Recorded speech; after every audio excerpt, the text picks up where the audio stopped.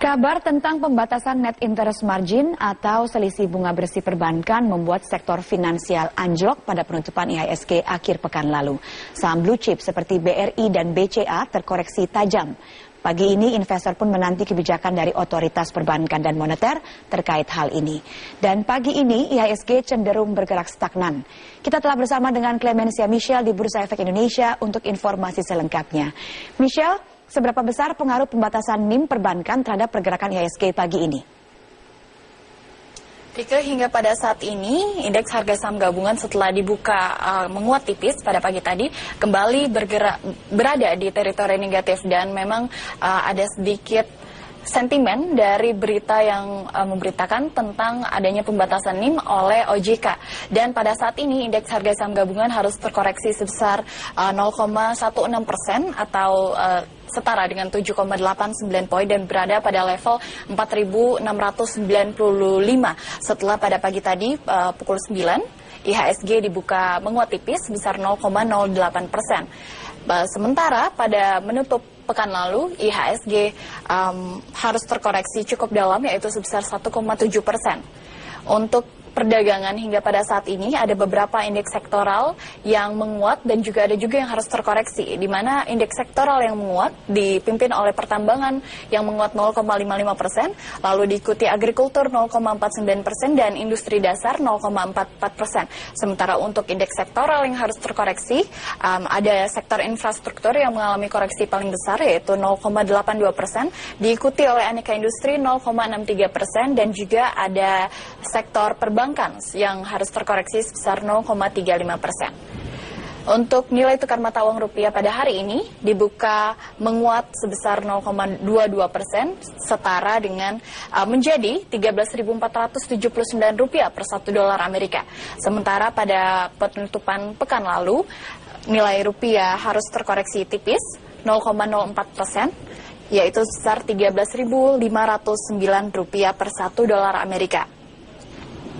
Pada bursa global di Asia ada serempak ditutup menguat, ada Nikkei 225 yang ditutup sebesar 1,18%, lalu Hang Seng juga dapat menguat 1,16%, dan SSI Composite yang juga berhasil menguat sebesar 0,99%. Sementara itu untuk di Amerika Serikat ini bergerak cukup variatif, ada S&P 500 yang menguat 0,08% dan juga Nasdaq yang ditutup menguat 0,38%, sementara Dow Jones harus terkoreksi sebesar 0,13%. Pergerakan dari Wall Street ini ditopang oleh saham konsumsi dan juga teknologi, sementara itu saham sektor dari energi harus cukup terkoreksi mengikuti dari harga minyak mentah dunia yang kembali turun. Ada juga data inflasi inti Amerika Serikat yang meningkat 0,3%, lebih tinggi daripada ekspektasi yaitu 0,2%, dan hal ini memicu kembali presentase dari kenaikan bunga The Fed. Ini salah satu sentimen yang mempengaruhi pada hari ini dan juga pada pekan lalu yang membuat IHSG cukup anjlok hingga 1,7% adalah adanya pemberitaan tentang otoritas jasa keuangan yang akan membatasi net interest margin perbankan menjadi 4% dari yang rata-rata sebelumnya NIM dari perbankan Indonesia adalah 5,3%. Saat ini saya akan berbincang langsung dengan Direktur Bursa Efek Indonesia Tito Sulistyo untuk mengetahui sebenarnya benar atau tidak, seberapa besar pengaruhnya. Selamat pagi Pak Tito. Selamat pagi Mbak Michelle. Pak Tito, sebenarnya benar atau tidak kabar yang diberitakan dari minggu lalu Pak? Dasarnya adalah kita ini lagi rally dengan baik. Growth kita bahkan terbesar di dunia. Minggu kemarin itu saham perbankan tuh naik 1,3%. Mendadak hari itu turun lebih dari 3%. Betul, ada berita yang saya harus katakan salah di quote. Diberitakan bahwa otoritas akan intervensi dengan mengatur margin keuntungan perbankan. Saya katakan berita itu tidak betul. Saya tidak percaya dan saya sudah berbicara dengan Pak Ketua. Tidak betul bahwa OJK akan mengatur, entah regulator akan mengatur keuntungan margin satu industri.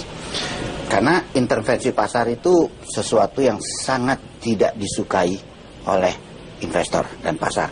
Sebenarnya ini kejadian bukan pertama. Dulu pernah tiba-tiba presiden bilang Harga semen harus turunlah saham semen.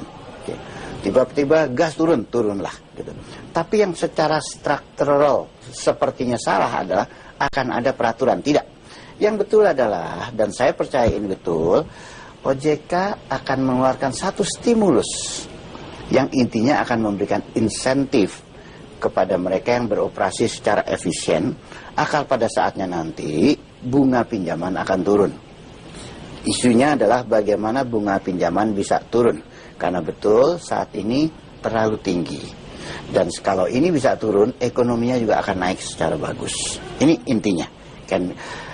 Kita senang sekali bahwa otoritas moneter bahkan sekarang sudah menurunkan lagi kemarin. Pak Gubernur Bank juga tanya sama saya, Gubernur BI, itu sudah turun kenapa naik? Saya bilang ada miskomunikasi di pasar. Dan hari ini saya lihat sudah mulai terkoreksi. Bank Mandiri sudah naik, BNI sudah stuck, BRI turun sedikit. Moga-moga para investor tahu bahwa tidak akan ada, saya harus katakan tidak akan ada ceritanya di Republik ini, otoritas akan ikut campur mengintervensi pasar. Terutama untuk industri yang sudah bebas, sudah tercatat di Bursa Efek. Oke. Tapi sebelumnya ada pernyataan dari Menteri BUMN, Tri Sumarno, yang akan mendorongnya hingga kalau bisa sampai 3% tuh Pak. Tanggapannya bagaimana Pak? Buat saya kalau itu perintah menteri, dilakukannya diam-diam kok. Kalau di media itu bukan perintah kok. Itu cuma berita bahwa kalau bisa lebih efisien. Kalau perintah menteri ke BUMN ya pasti dipanggil diam-diam. Masa isi perintah dilakukan lewat media, enggak lah gitu ya. Oke, terima kasih banyak Pak untuk waktunya. Baik. Sekian perbincangan saya dan klarifikasi dari Pak Tito Sulistyo selaku Direktur Bursa Efek Indonesia. Maka investor dapat kini mulai tenang karena memang tidak benar bahwa pernyataan dari OJK yang akan membatasi dari NIM perbankan. Sekian yang dapat kami laporkan, kembali ke Anda di studio Rika. Terima kasih Clemencia Michelle melaporkan dari BEI.